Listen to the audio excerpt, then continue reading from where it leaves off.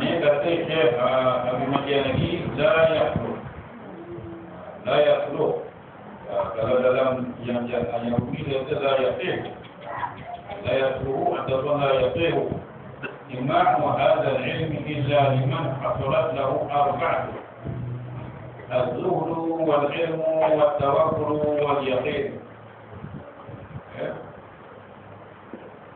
Tiada patut mendengar bagi ilmu ini, ilmu tasawuf.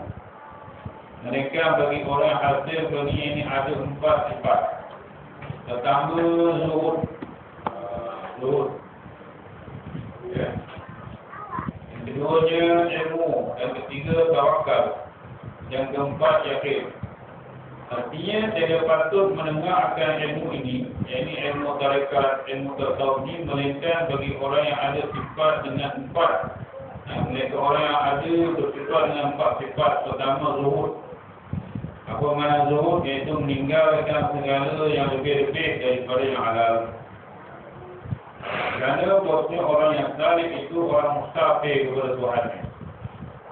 Dan manakala ada sesuatu terlebih banyak daripada barang dihajatnya, dalam perjalanannya adalah jadi menegakkan daripada perjalanan, maka bosnya adalah hadrat hak subhanahu wa ta'ala diharamkan.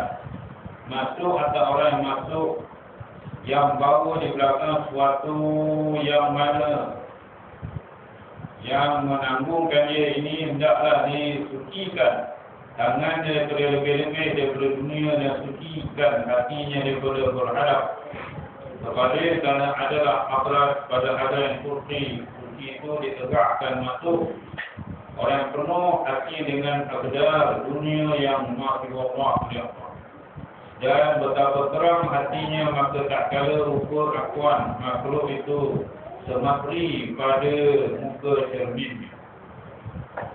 Atau betapa ia suka berjalan kepada Allah padahal bertambah dengan segala keinginannya. Atau betapa ia logo masuk pada haram Allah Azza wa Jalla padahal ia tiada bersuci daripada segala junub lalainya.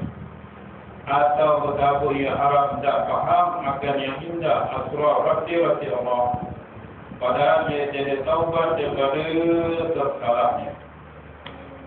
Itu ibarat.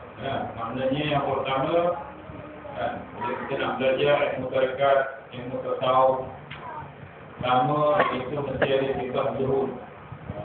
Sifat zuhud artinya tidak mengambil dunia berlebih sufihat. Sekadar.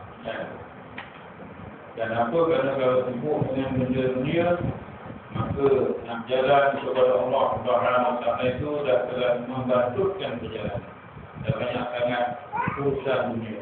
Bila banyak sangat urusan dunia, nak dengar, nak belajar, nak amal pun jadi payah. Amal pun jadi payah. Oleh sebab itulah hadrat hak Allah Ta'ala itu mengharamkan orang yang ada bahawa suatu perubahan di belakang yang masuk ke hadratnya.